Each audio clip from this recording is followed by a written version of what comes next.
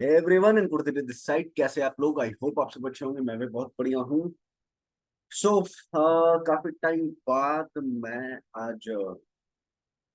मैंने lecture start किया है, रिकॉर्डिंग करना स्टार्ट किया है।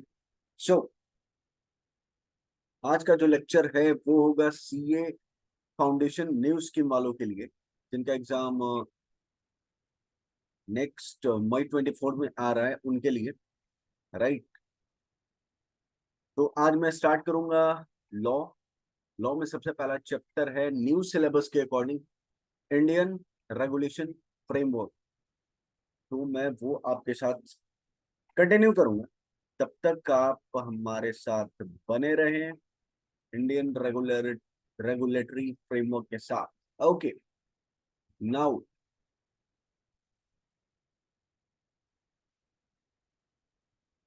ओके। तो न्यू कोर्स के अकॉर्डिंग न्यू कोर्स के अकॉर्डिंग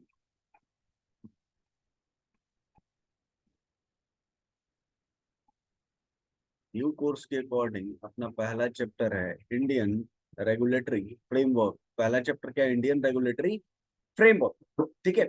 अब इसमें अपने को पढ़ना ये है कि आखिर भैया लॉ क्या होता है, क्यों होता है, लॉ का सोर्स क्या है, लॉ का टाइप क्या है, लॉ को इन्फोर्स कैसे कराया जाता है।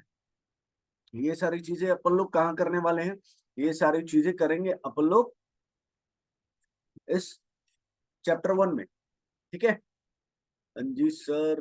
ठीक है। ओके। देखिए क्या बोला मैंने। इंडियन रेगुलेटरी फ्रेमवर्क में अपने को पढ़ना है what is law, enforcement of law, major regulatory bodies यानी कि वो बॉडी जो लॉ को इम्प्लीमेंट करती है, और structure of Indian judicial system. ये चार चीजें पढ़नी है। कहाँ पे अपने को पढ़नी है? इंडियन रेगुलेटरी फ्रेमवर्क में। What is law? लॉ क्या होता है? इसमें अब स्पेसिफिकेशन है कि वो सोर्स ऑफ लॉ क्या है, लॉ मेकिंग का प्रोसेस क्या रहा होगा, लॉ कितने तरह के होते हैं। ठीक है। पहला पहला क्या है? पहला क्या है? Source of law. दूसरा क्या है? प्रोसेस। और तीसरा क्या है? तीसरा है अपना, ये है वन, ये है ये है वन, ये है टू। एक मिनट, ये फंस क्यों रहा है?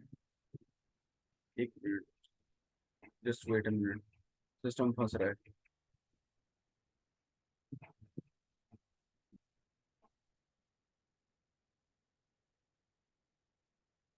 ओके। वो है वन, ये है टू, और ये है थ्री। तो वन में अपने को क्या जानना है? व्हाट इज लॉ में सबसे पहले क्या जानना है? सोर्स क्या है उस लॉ का, यानी कि आखिर इसकी शुरुआत कैसे हुई। दूसरा, लॉ को बनाने का प्रोसेस क्या है। और तीसरा, टाइप्स ऑफ लॉ। तो टाइप्स ऑफ लॉ में अपने को पढ़ना है, टाइप्स ऑफ लॉ में हम लोग को पढ़ना है criminal law, civil law, common law, और प्रिंसिपल ऑफ नेचुरल जस्टिस। ठीक है। तो हम लोग को इतना नहीं पढ़ना, हम लोग को इतना नहीं पढ़ना है। अपने को पढ़ना है छोटा छोटा अपना लॉ का पार्ट है। सबसे पहला, फाउंडेशन में जो, वेट ब्रो,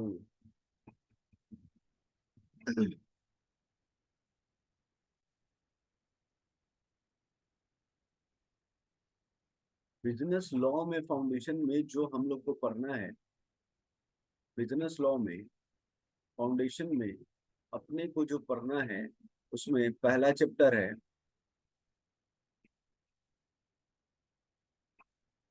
इंडियन, एक मिनट भाई लोग, एक minute, just a minute.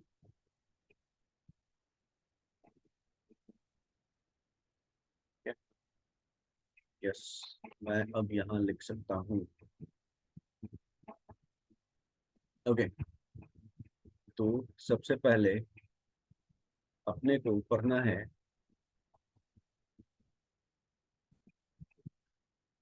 Business law के सिलेबस में अपना पहला चैप्टर है Indian regulatory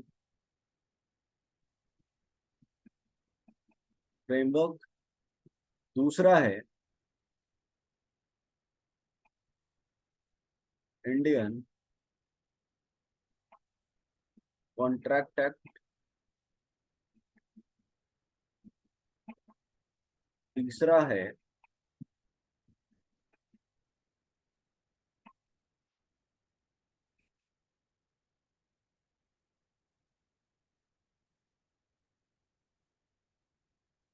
sales of goods act. Fourth fourth जो है वो अपने को पढ़ना है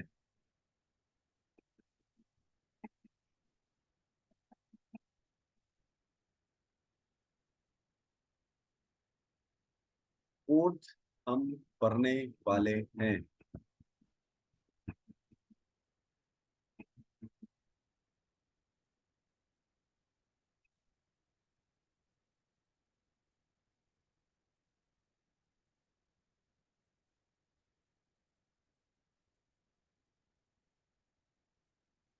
फोर्थ है इंडियन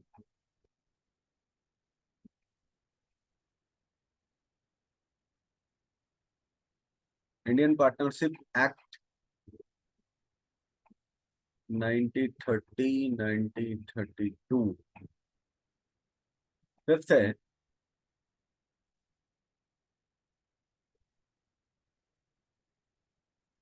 कंपनीज एक्ट 2013।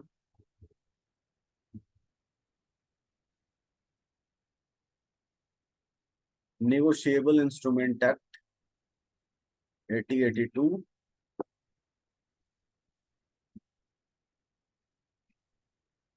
और फिर एक पढ़ना है LLP 2008। तो सीए फाउंडेशन में बिजनेस लॉ के लिए सीए फाउंडेशन में बिजनेस लॉ के लिए हमको कितना चैप्टर पढ़ना है? हमको पढ़ना है 7 चैप्टर। कितना पढ़ना है? 7 चैप्टर। ठीक है, जिसमें पहला चैप्टर का स्टार्टिंग आज मैं कर रहा हूं, जो क्या है? Indian regulatory framework. ठीक है, इंडियन रेगुलेटरी फ्रेमवर्क। ओके, हाँ जी।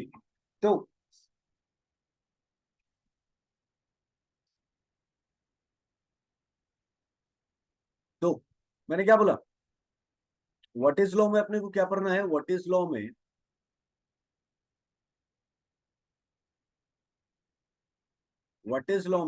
अपने को पढ़ना है सोर्स ऑफ लॉ। यानी कि उस लॉ का सोर्स क्या है? Process of making a law और टाइप्स ऑफ लॉ। ठीक है, फिर एक है इन्फोर्समेंट ऑफ लॉ, यानी कि उस लॉ, जब लॉ बन गया तो उसको इन्फोर्स कैसे करवाना है। फिर मेजर रेगुलेटरी बॉडीज क्या है? मेजर रेगुलेटरी बॉडी कौन कौन सी है? मिनिस्ट्री ऑफ फाइनेंस है, एमसीए है, मिनिस्ट्री ऑफ कॉर्पोरेट अफेयर्स है, सेबी है, आरबीआई है, आईबीबीआई है, और ministry of law and justice है। ठीक है, एंड नेक्स्ट है structure of Indian judicial system. ठीक है, अब एक बात बताओ, क्या सबसे पहले लॉ इंडिया में बना था? क्या सबसे पहले लॉ इंडिया में बना था? क्या सबसे पहले लॉ इंडिया में बना था? नो। कहीं न कहीं तो कुछ तो सेट ऑफ रेगुलेशंस या कुछ भी बना होगा, कुछ भी बना होगा। सेट ऑफ रेगुलेशन होगा, सेट ऑफ रूल्स होगा, या फिर एक यूनिफॉर्म कोड बना होगा कि हाँ सभी लोग इस चीज को फॉलो करेंगे। कुछ तो ऐसा बना होगा। Yes and no? Yes and no? Yes. Okay, देखो, एक चीज देखो, एज अ चार्टर्ड अकाउंटेंट आपको सिर्फ टैक्सेशन में तो स्पेशलाइजेशन नहीं रखना पड़ेगा, क्योंकि आपको क्लाइंट को तो सर्विस देना है। आपने क्लाइंट को तो सर्विस देना है, तो आपको टैक्स में तो रखना ही पड़ेगा, अकाउंट्स में रखना पड़ेगा, लॉ में रखना पड़ेगा। यानी कि आपको लॉ की भी जानकारी होनी चाहिए। अरे टैक्स तो पूरा का पूरा लॉ है, इनकम टैक्स एक्ट 1961 वो तो पूरा का पूरा लॉ है। ठीक है, तो वो तो आप कर रहे हो ना, तो ये भी थोड़ा बहुत लॉ तो करना पड़ेगा ना अपने क्लाइंट के लिए। हाँ जी, करना पड़ेगा। आपके खुद के क्या बोलूं मैं, अपडेशन के लिए, आप अपने आप को अपडेट रखोगे, आप अपने आप को वो रखोगे, मतलब थोड़ा सा डिस्टिंक्टिव। ठीक है, नॉलेज को इनहेंस करोगे। ओके, अब देखो, अगर मैं एंशियंट लॉ की बात करूं, किसके लॉ, कौन से लॉ की बात करूं, अगर मैं एंशियंट लॉ की बात करूं, यानी कि अगर मैं एंशियंट लॉ की बात करूं, एंशियंट लॉ की बात करूं, तो कुछ इंफॉर्मेशन अवेलेबल है डिफरेंट सोर्सेस से। उसमें सबसे पहला सोर्स है कोड ऑफ हामुराबी।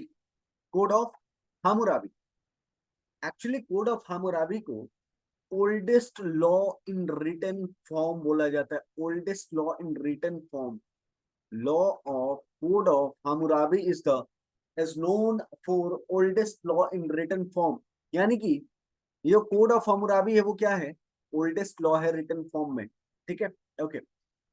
ये बनाया किसने था एक्चुअली? किंग हामुराबी ने बेबीलोन में उस समय 1792 बीसी टू 1792 बीसी से लेके 1758 बीसी तक बेबीलोन में जो राजा थे उनका नाम था हमुराबी, और उन्होंने ये कोड बनवाया था। यानी कि उन्होंने ये कोड अपने सिटीजन के लिए बनाया होगा, अपने सिविलाइजेशन में इंप्लीमेंट करने के लिए बनाया होगा। तो ये सिर्फ बोला हुआ कोड नहीं था, ये सिर्फ बोली हुई बात नहीं थी, ये एक्चुअल में रिटन थी। ये एक्चुअल में क्या थी, written. And code of Hammurabi is known for the oldest law in written form. Clear है? Okay, now next one. In 450 BC, 450 BC में a set of law was engraved on 12 bronze table in Rome. That means ये जो 12 bronze table इन रोम, ये जो पाया गया, 12 bronze table, जिसके ऊपर क्या लिखा हुआ था, ब्रॉन्ज क्या है, ब्रॉन्ज एक मेटल होता है, क्या होता है, ब्रॉन्ज क्या होता है, एक मेटल होता है। उस मेटल के ऊपर कुछ लॉ डिकोड किए, कुछ लॉ कोड किए हुए थे, कुछ लॉ क्या किए हुए थे, कोड किए हुए थे उस 12 ब्रॉन्ज टेबल के ऊपर। और ये जो 12 टेबल था, और ये जो 12 टेबल था, इसको first most detailed code of any of the civilization माना जाता है। ये जो 12 टेबल है, ये सबसे पहला मोस्ट डिटेल्ड कोड किसी भी सिविलाइजेशन के लिए माना जाता है। कौन सा? 12 टेबल। ठीक है, और ये क्यों बनवाया गया था? To protect the right of public and provide remedy for wrong. यानी कि पब्लिक के राइट को प्रोटेक्ट करने के लिए, और अगर किसी ने कुछ गलती की है तो उसका रेमेडी क्या होगा, उसके लिए बनाया गया था क्या, 12 टेबल। क्या बनाया गया था? 12 टेबल। क्लियर है? हाँ जी सर, क्लियर है। तो यहां से देखो दो चीजें अपने को पता चली। पहला, world most oldest law in written form क्या है, code of Hammurabi. And world first most detailed code of any of the civilization कौन सा है, 12 टेबल। क्लियर है? हाँ जी सर, क्लियर है। क्लियर है, तो अपन थोड़ा सा आगे बढ़ते हैं। ओके, हम लोग थोड़ा सा आगे बढ़ते हैं और थोड़ा थोड़ा जानने की कोशिश करते हैं कि आखिर सबसे important question, what is law. अरे इसी के लिए तो इतना माथा पेची कर रहा है भाई, इसी के लिए तो इतना मेहनत कर रहे हैं, ऊपर पर है कोड, ऊपर पर है 12 टेबल, लेकिन आखिर ये source of law, set of law, क्या ये लॉ क्या है, आखिर ये लॉ क्या है? तो बोलते हैं law is a set of obligations and duties imposed by government for securing welfare and providing justice to society. That means, that means law क्या है? It is a set of obligation and duty. It is a set of obligation and duty. It is a set of obligation and duty. हाँ जी। तो मेरा question क्या था, what is the meaning of obligation? Obligation का मतलब क्या होता है? तो ऑब्लिगेशन का मतलब होता है,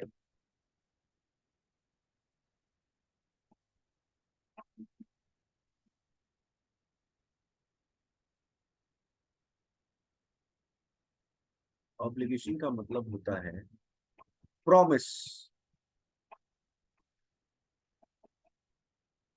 प्रॉमिस, ऑब्लिगेशन का मतलब क्या हुआ? Promise. And duty imposed by, यानी कि गवर्नमेंट कुछ प्रॉमिस कर रही है और कुछ ड्यूटी इम्पोज कर रही है, किसके ऊपर? सोसाइटी के ऊपर। क्यों?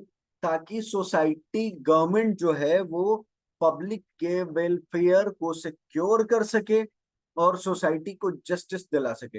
एक बात बताओ, अगर लॉ नाम की कोई चीज हो ही ना, अगर लॉ नाम की कोई चीज एग्जिस्ट ही ना करे, तब तो भैया मर्डर करने वाले एकदम खुला सांड के जैसे घूमेंगे, यार कुछ नहीं होगा, चलो दो चार और कर लेते हैं, दो चार और कर लेते हैं, राइट?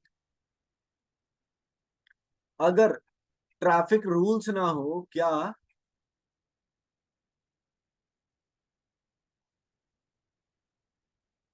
ट्रैफिक रूल्स ना हो तो लोग तो सिग्नल क्रॉस कर जाएंगे।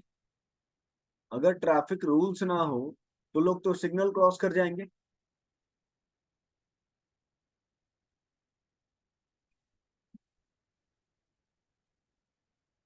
ट्रैफिक रूल्स नहीं हुआ तो लोग क्या करेंगे? सिग्नल क्रॉस कर जाएंगे। ठीक है, अब सिग्नल क्रॉस करेंगे तो क्या होगा? मान लो किसी का एक्सीडेंट हो जाता है, if someone met with an accident, तो क्या होगा? तो फिर आपस में झगड़ा होगा। ठीक है, तो ट्रैफिक रूल्स को बनाया गया ताकि लोग उसको क्या करें? फॉलो करें, उस चीज के बारे में लोग अवेयर रहे। ठीक है, वैसे ही लॉ बनाया गया किस चीज के लिए? कि लोग इस चीज के बारे में जानकारी रखें। जैसे लोग को तो पता है, अगर मैं मर्डर करता हूं तो क्या होगा, मुझे 7 साल की सजा होगी, 307 लगेगा, सेक्शन लगेगा 307 आईपीसी का। ठीक है, कुछ इसी प्रकार और भी लॉ है। जैसे कंपनी एक्ट में अगर डायरेक्टर लोग मिलकर फ्रॉड करता है तो उसको 447 में क्या होगा? क्रिमिनल ऑफेंस के उसको क्रिमिनल ऑफेंस माना जाएगा और उसको सजा होगी। ठीक है, तो इस तरीके के क्या है, अगर कंपनी कंपनी लॉ फॉलो नहीं करती है तो कंपनी के ऊपर पेनल्टी इंपोज किया जाएगा, डायरेक्टर के ऊपर पेनल्टी फाइन इंपोज किया जाएगा। ठीक है, हाँ जी सर, ठीक है यहाँ तक। तो लॉ इसलिए बना था कि लोग उसको फॉलो तो करेंगे ही, साथ ही साथ गवर्नमेंट ने इसलिए बनाया था ताकि लोगों के वेलफेयर को सिक्योर किया जाए और सोसाइटी को जस्टिस मिले। सोसाइटी को क्या मिले? जस्टिस। अब देखो, ये जो इंडियन लीगल फ्रेमवर्क है वो क्या रिफ्लेक्ट करता है? ये सिर्फ इंडियन लीगल फ्रेमवर्क में सिर्फ, यानी कि ये जो ILF है, ये अपना इंडियन लीगल फ्रेमवर्क है, ये सिर्फ सोसाइटी को कवर नहीं करता, ये पॉलिटिकल, इकोनॉमिकल, कल्चरल एस्पेक्ट को क्या करता है? कवर करता है। दैट मीन्स अपना इंडियन लीगल फ्रेमवर्क जो है वो वास्ट एंड क्या है? डाइवर्सिफाइड है। और ये वास्ट और डाइवर्सिफाइड क्यों है? क्योंकि अपना देश बहुत बड़ा है, यहाँ डिफरेंट डिफरेंट कल्चर के लोग, रिलीजन के लोग क्या करते हैं? रिसाइड करते हैं। That is why. ठीक है, ओके। अब नेक्स्ट, तो लॉ क्या है? Law is a set of obligation and duties imposed by government for securing welfare and providing justice to society. ठीक है, तो ये रहा अपना लॉ का डेफिनेशन, जो कि अपने को एग्जाम में कोट करके आना है, लिख के आना है। नेक्स्ट वन, लॉ का सोर्स क्या है? What is the source? अरे लॉ का सोर्स क्या है? लॉ बनेगा कैसे? तो लॉ का सोर्स है अपना प्रियम्बल। प्रियम्बल क्या? अपना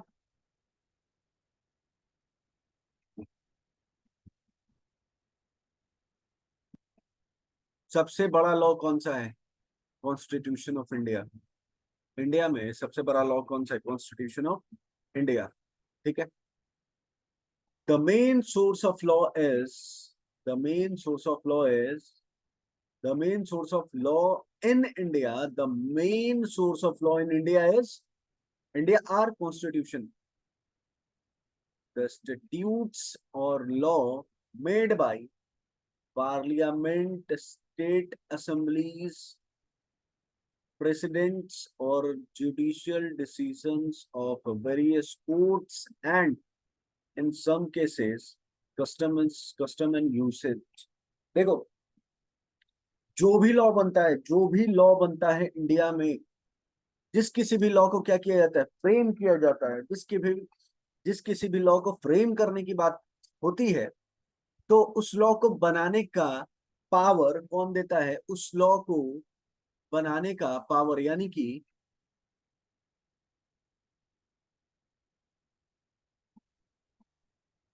कि constitution of India has provide provide 1 minute,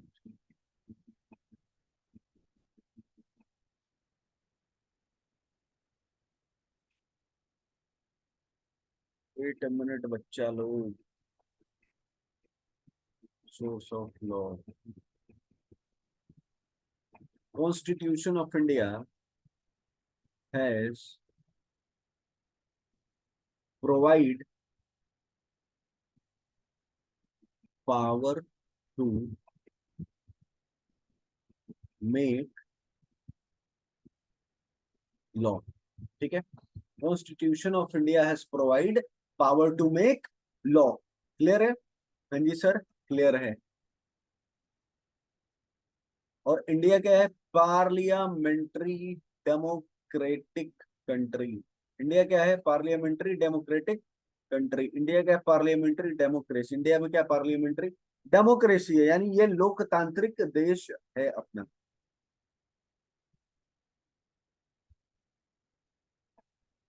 सो देखो,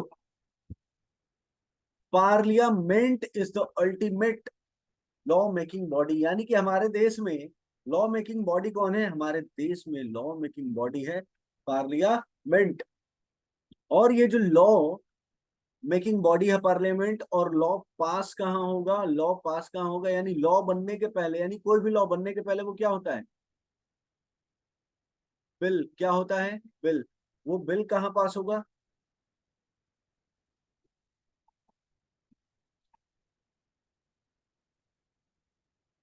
वो बिल कहाँ पास होगा? वो बिल पास होगा सबसे पहले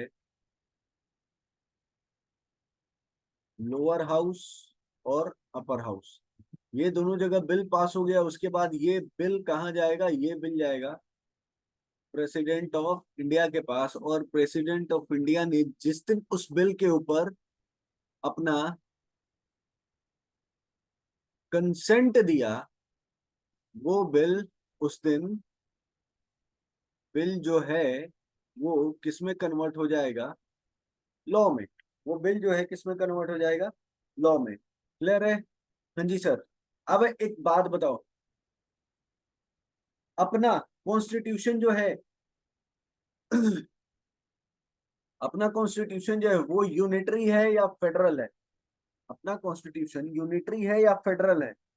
यूनिटरी का मतलब होता है जहां पे सिर्फ और सिर्फ एक इंसान रूल करता है, और फेडरल का मतलब होता है जहां पे सेंट्रल का भी पावर है और स्टेट का भी पावर है। यूनिटरी का मतलब जहां पे सेंट्रल का पावर है। तो लाइक चाइना, वहां पे चाइना का जो कॉन्स्टिट्यूशन है वो क्या है, यूनिटरी। और इंडिया का क्या है, इंडिया का क्या है, इंडिया का है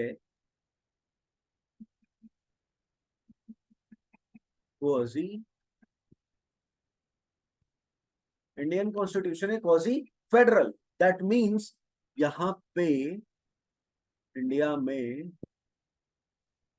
इंडिया में, इंडिया में, इंडिया में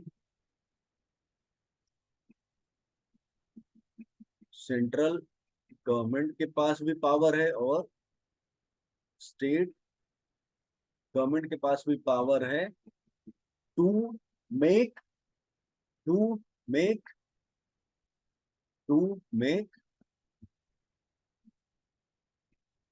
make the law, to make the law. Clear है? हाँ जी सर, क्लियर है। ओके,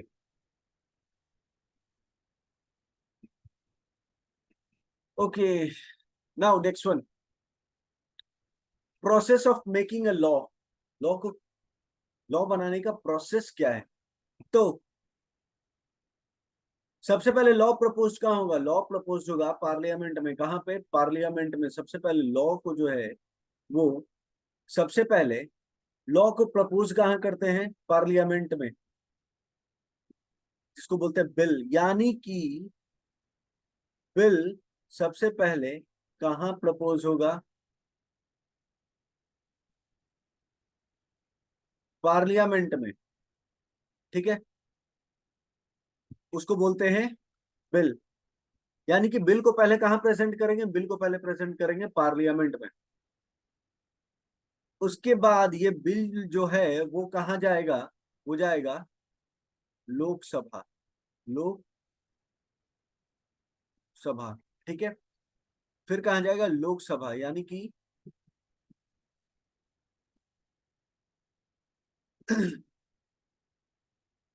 हाँ, तो बिल जो है वो पार्लियामेंट में गया, पार्लियामेंट से कहाँ गया? पार्लियामेंट से गया लोकसभा में, उसके बाद जाएगा राज्य सभा में। ठीक है, कहाँ जाएगा? लोकसभा में। सबसे पहले बिल कहाँ गया? पार्लियामेंट। बिल कहाँ गया सबसे पहले? बिल गया सबसे पहले पार्लियामेंट में। पार्लियामेंट ने कहाँ भेजा? पार्लियामेंट में भेजा लोकसभा में। लोकसभा में क्यों भेजा? लोकसभा में भेजा कंसेंट लेने के लिए। अगर लोकसभा में कंसेंट मिल गया तो वो कहाँ जाएगा? राज्यसभा में। अगर लोकसभा में कंसेंट मिल गया तो जाएगा राज्यसभा में। कंसेंट नहीं मिला तो ये फिर वापस बिल आएगा यहाँ। उसके बाद इसमें फिर से अमेंडमेंट होगा और अमेंडमेंट के बाद फिर से बिल को यहाँ भेजा जाएगा। ठीक है, ओके। तो मैं इसको थोड़ा सा इरेज कर लूं। ठीक, अपने बस काम की चीजें हो अपने पास। ओके, तो लोकसभा में कंसेंट मिल गया तो कहाँ गया? राज्यसभा में। राज्यसभा में मिल गया क्या? कंसेंट। तो अब ये कहाँ जाएगा? तो अब ये जाएगा, तो अब ये जाएगा प्रेसिडेंट ऑफ इंडिया के पास। फिर प्रेसिडेंट ऑफ इंडिया के पास क्यों गया? प्रेसिडेंट ऑफ इंडिया के पास गया कंसेंट के लिए।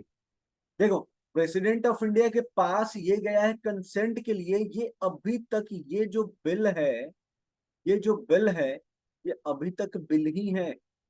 ये जो बिल है ये अभी सिर्फ, ये लॉ नहीं बना है। ये बिल जो है ये लॉ नहीं बना है, ये अभी भी बिल ही है। अगर प्रेसिडेंट ऑफ इंडिया ने इस बिल के ऊपर, यानी कि ये बिल जो लोकसभा और राज्यसभा से होके प्रेसिडेंट ऑफ इंडिया के पास आया है, तो प्रेसिडेंट ऑफ इंडिया ने इसके ऊपर क्या दे दिया? कंसेंट दे दिया। तो ये बिल क्या बन जाएगा? ये बिल बनेगा लॉ। ये बिल क्या बनेगा? लॉ। दैट मीन्स उस दिन से ये क्या बन जाएगा? लॉ बन जाएगा। क्या बन जाएगा? लॉ बन जाएगा। क्लियर है? क्लियर है? उसके बाद प्रेसिडेंट के एसेंट कंसेंट मिलने के बाद ये तो बन गया लॉ। फिर इस लॉ को क्या करेंगे, इस लॉ को करेंगे, इस लॉ को करेंगे भारतीय राजपत्र, दैट मीन्स ऑफिशियल गैजेटे। यानी कि देखो, कोई भी लॉ इंप्लीमेंट करना होता है तो उसको कहाँ पे पब्लिश करते हैं, उसको पब्लिश करते हैं ओजी में। कहाँ पे? ओजी में, ऑफिशियल गैजेटे में। ठीक है, और ऑफिशियल गैजेटे में आ गया, उसके बाद ये इम्प्लीमेंट हो जाएगा, एप्लीकेबल हो जाएगा, जो डेट मेंशन रहेगा उसमें उस दिन से। क्लियर है? ओके। और once it is notified, once it is notified and effective, it is called act of parliament। Clear है? हाँ जी सर, क्लियर है। अब देखो, इंडिया में कितने तरह के कानून हैं। एक काम करूँ क्या, मैं अभी बस टाइप्स पढ़ा देता हूँ और डिफाइन करूंगा नेक्स्ट क्लास में, क्योंकि आई थिंक लेक्चर ज्यादा हो जाएगा। फिर डे फर्स्ट है तो मैं सोच रहा हूँ कि लेक्चर को छोटा ही रखूं, ताकि धीरे धीरे बच्चों का इंटरेस्ट जागे। उसके बाद मैं लेक्चर को धीरे धीरे क्या करूँ, बढ़ाता चला जाऊं। ठीक है, तो एक काम करते हैं, यहाँ पे मैं होल्ड कर लेता हूँ, यहाँ पे मैं क्या कर लेता हूँ, होल्ड। इसके बाद नेक्स्ट क्लास में पढ़ेंगे, यानी कि यहाँ से कब पढ़ेंगे, नेक्स्ट क्लास में। ठीक है, ओके। तब तक के लिए tata bye bye, see you in the next class.